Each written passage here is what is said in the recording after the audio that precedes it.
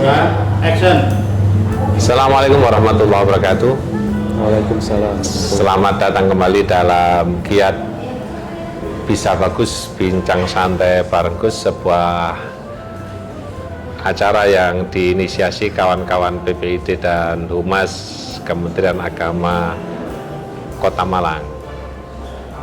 Kali ini spesial kita bersama Bapak Kasubdit Pendaftaran Dirjen Penyelenggaraan Haji dan Umroh. Ini spesial karena beliau hadir di sini.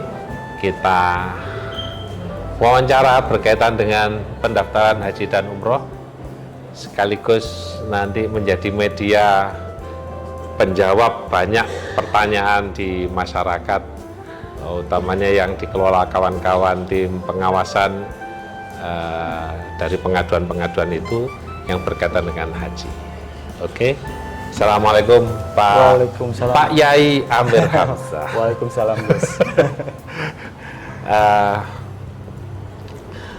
Apa yang membuat Pak Kasubdit datang ke sini berkaitan dengan monitoring ataukah pengawasan terhadap pelayanan kita? Terima kasih, Gus.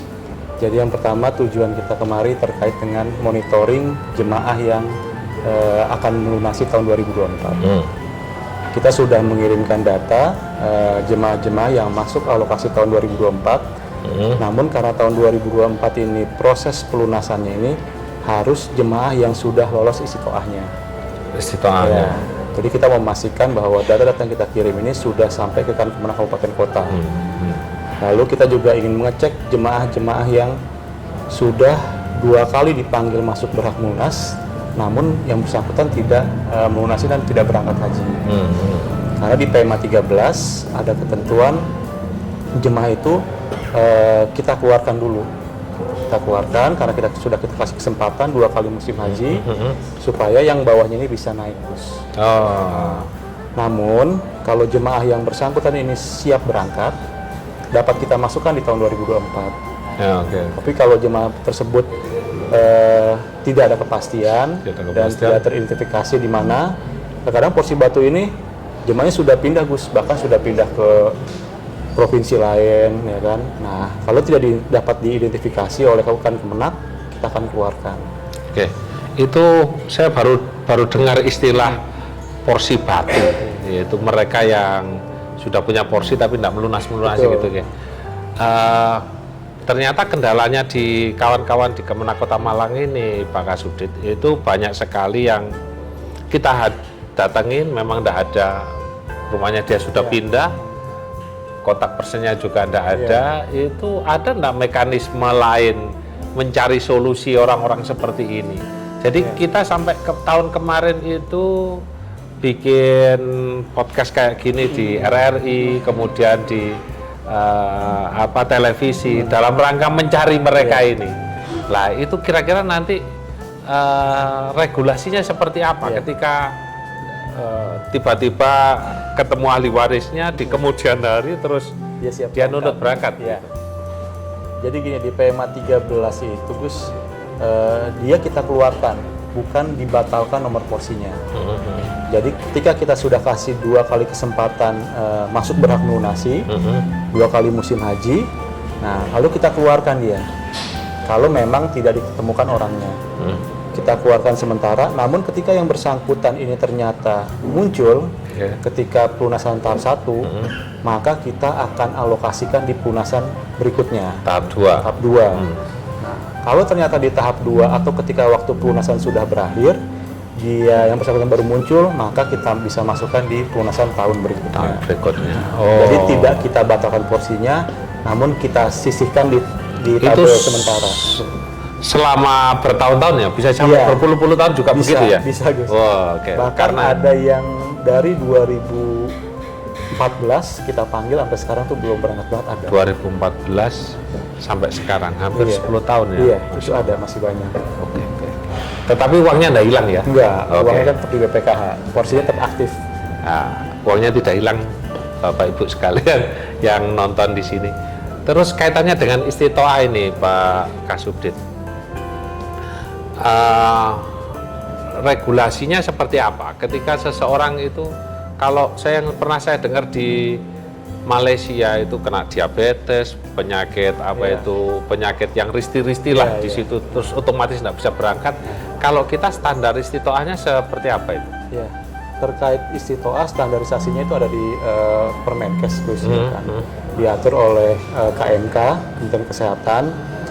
Namun dari sisi kita dari Kementerian Agama, apabila jemaah ternyata tidak istitoahnya permanen, tidak dapat diberangkatkan, maka jemaah tersebut dapat dilimpahkan. Pelimpahan larinya langsung ke pelimpahan. Bisa dilimpahkan ke ahli warisnya. Namun standarisasi pemeriksaan kesehatannya itu kita serahkan kepada Kementerian Kesehatan. Oke, berarti kita menunggu dokter bilang sehat atau enggak, gitu ya. Betul.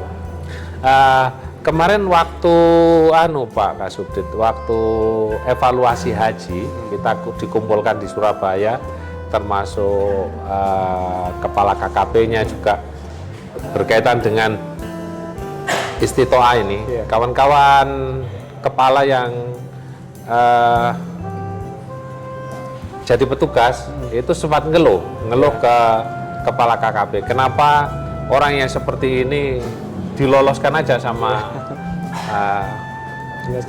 dinas kesehatan itu? Lah waktu itu dinas kesehatan bilangnya, nah dia kepingin haji, masa kita mau menghalangi? Terus kalau mati, daripada mati di negeri sendiri kan lebih baik mati di tanah suci. Nah, kalau begini gimana tanggapan? Sebenarnya semua yang mengatur terkait kesehatan bukan dari sisi kita, Gus, ya, Kementerian Agama. Karena dari faktor. Tapi dalam sisi layanan semua komplain itu larinya ke Kementerian Agama semua. Betul. Jadi kita ini meskipun sakit, saya mau ibadah kok dihalang-halangi ya. Itu seringkali protesnya ke kita itu, Pak Kasubdit. Iya. Makanya Gus, untuk tahun 2024 pelunasan itu wajib istitoah. Bahkan kita sudah membuat edaran dan sudah membuat edaran terkait pembentukan tim istitoah gitu. Dari Dinas Kesehatan. Jadi itu sudah kita edarkan ke Kanwil supaya Kemenak Kabupaten Kota membentuk tim istitoah, di mana tim itu minimal terdiri dari 3 unsur. Unsur Kementerian Agama, unsur kesehatan, dan 3 unsur tokoh agama dan masyarakat. Jadi nanti 3 unsur inilah istilahnya akan mempelopori dari istitoah jemaah. Nah, kalau dari tim kesehatan yang pasti terkait dengan jemaah ini layak dikasih sesuai Permenkesnya. Nah, dari tokoh agama dan kita mengatur, nanti menginformasikan kepada jemaah terkait dengan mungkin dari tokoh agama fikihnya. Dari Kementerian Agama terkait dengan nanti regulasinya dan kesiapan. Apa sih makna haji ketika nanti di Arab Saudi seperti itu. Itu grade istitoahnya yang tahun kemarin meningkat atau tetap seperti yang kemarin? Di Permenkes itu masih sama sih, Gus. Masih sama. Jadi artinya masih sama. Karena kemarin kita punya banyak masalah jamaah yang demensia begitu. Nah, ini tahun ini yang demensia masih memungkinkan diberangkatkan apa enggak? Kalau ini nanti dari kesehatan, Gus, mungkin. Oke, jadi kesehatan tinggal bilang dia istitoah atau tidaknya. Istitoah atau tidaknya. Jadi kita hanya sekedar membuat regulasi, membalik yang kemarin lunas dulu baru tes istitoah, sekarang istitoah dulu baru pelunasan, sehingga masyarakat tidak terlalu kecewa lah ketika kamu enggak berangkat tahun ini karena kondisimu kurang baik gitu ya. Bahkan sebenarnya istitoah itu sudah bisa dari sekarang, Gus. Gitu loh. Kenapa dari sekarang? Supaya ketika jemaah memang dinyatakan istitoahnya dengan catatan, itu bisa di-maintain kesehatannya. Nah, kalau memang yang masih memungkinkan istitoahnya dengan syarat, ya kan, mungkin nanti ketika dia pelunasan, ketika 1 bulan lagi pelunasan, dia sudah siap berangkat, sembuh. Nah, itu bisa memungkinkan untuk melunasi. Gitu ya. Pelunasannya mulai kapan ini, Pak? Rencana kita insya Allah tanggal 9 Januari kita mulai pelunasan. Bapak Ibu sekalian, siap-siap 9 Januari kumpulkan banyak dana untuk melunasi ya. Satu lagi Gus. Iya. Pelunasan saat ini bisa dicicil bertahap. Oh. Tapi ke rekening jemaah. Jadi ketika jemaah sudah kita kasih datanya Gus. Nah, jemaah sudah bisa menabung sekarang ke rekening jemaah masing-masing. Supaya nanti ketika waktu pelunasan jemaah tidak berat untuk membayar sisanya sepenuhnya. Nanti headline-nya ditulis ya. Pelunasan boleh dicicil. Nah, ini karena penting ini. Oke. Ketika pelunasan ini tahun ini masih ada kebijakan tanpa pendamping kah? Kemarin dari wacana kita membuat skema pelunasan tahap 1 itu untuk nomor urut porsi dan lansia prioritas. Dan tahap kedua kita menskemakan insya Allah kalau memang nanti disetujui oleh pimpinan, tahap kedua digunakan untuk yang jemaah gagal pembayaran, gagal sistem, lalu pendamping lansia dan penggabungan mahram. Oh, sekarang tahun ini ada pendamping ya? Allah. Alhamdulillah, ini angin segar ini ada pendamping dan mahram. Nah, ini kaitannya yang tadi saya tanya sebelum kegiatan, itu siapa saja yang bisa menjadi pendamping? Jadi menjadi pendamping atau penggabungan mahram yang pasti itu adalah suami atau istrinya. Ini sebagai salah satu Gus. Kalau suaminya ternyata dipanggil 2024, istrinya masih 4 tahun lagi, istrinya bisa mendampingi atau kebalikannya. Yang kedua, anak orang tua yang terpisah. Ini bisa keduanya. Apakah anaknya yang duluan atau nanti orang tua yang menarik anaknya. Yang ketiga, saudara kandung. Apabila ada adiknya yang berangkat 2024, boleh menarik kakaknya atau kebalikannya. Oke. Namun kalau di lansia pendamping ini di undang-undang ada ketentuan boleh untuk menantunya, Gus. Oh. Tapi dia tidak bisa itu tadi pelimpahan ya? Iya, betul. Ini karena masalahnya di nih. pelimpahan itu nggak ada untuk menantu. Karena menantu itu tetap orang lain. Iya. Ya, menantu itu orang lain yang mengikatkan perjanjian. Ini bahasan munakahat ini. Oke, Pak Kasubdit, kaitannya dengan berarti kebijakan pendamping itu berapa persen pendamping yang dimungkinkan? Ini yang tahun ini kebijakannya prioritas umur berapa? Jadi prioritas lansia, Gus ya. Prioritas lansia itu kalau di undang-undang yang masuk kategori lansia adalah minimal 65 tahun. 65 tahun. Namun untuk lansia prioritas tidak pernah menyampai usia 65. Kenapa? Karena lansia prioritas itu menggunakan kuota sebesar 5% untuk tahun 5%. 2023 dan kemungkinan 2024 juga 5%. 5%. Nah, ketika 5% itu jumlahnya 10.166. Kita bagi ke 34 provinsi. Nah, lalu kita urutkan usia tertua pada masing-masing provinsi. Rata-rata dapatnya itu sekitar usia 79 tahun termudanya. Oh, jadi masih karena jauh, cuma 5% iya, itu jadi ya. masih jauh di angka usia 65 itu masih jauh. Iya. Ya, karena di sini sekarang banyak protes itu. Nah, kita ini sudah 70 tahun kok enggak diberangkatkan, ini gimana? Lah iya, yang 80 belum berangkat. Yang 100 tahun aja ada Gus. Iya, 100 tahun. Pak Harun itu ya. Masya Allah. Yang penting Bapak Ibu sekalian sehatlah, kepanjang umur sampai bisa berangkat pergi haji. Apalagi Mas, pendaftaran sudah, minimal pendaftaran umur berapa? 12 tahun. 12 tahun, masih 12 tahun. Masih ya? 12 tahun. 12 tahun. Mungkin enggak 12 tahun itu katakanlah setahun kemudian umur 13 tahun dia menjadi pendamping orang tuanya? Ya, bisa. Bisa ya? Jadi gini, untuk pendaftaran minimal 12 tahun, Gus. Ketika misalkan dia ada orang tuanya wafat, ya kan, dia umurnya 12 atau 13 tahun, itu boleh menerima porsi dari ayahnya tadi. Namun untuk syarat keberangkatan itu minimal 18 tahun. Oh, atau berarti sudah katakanlah seumpama dia umur 12 tahun, 13 tahun lah katakanlah, atau 12 tahun menerima pelimpahan porsi orang tuanya yang seharusnya berangkat tahun ini, dia harus mundur dulu menunggu sampai umur 18 tahun. Atau sudah menikah, Gus. Kalau dia 17 tahun sudah menikah, itu boleh. Ini pertimbangannya kira-kira Bapak Ibu sekalian, kenapa harus 80 tahun?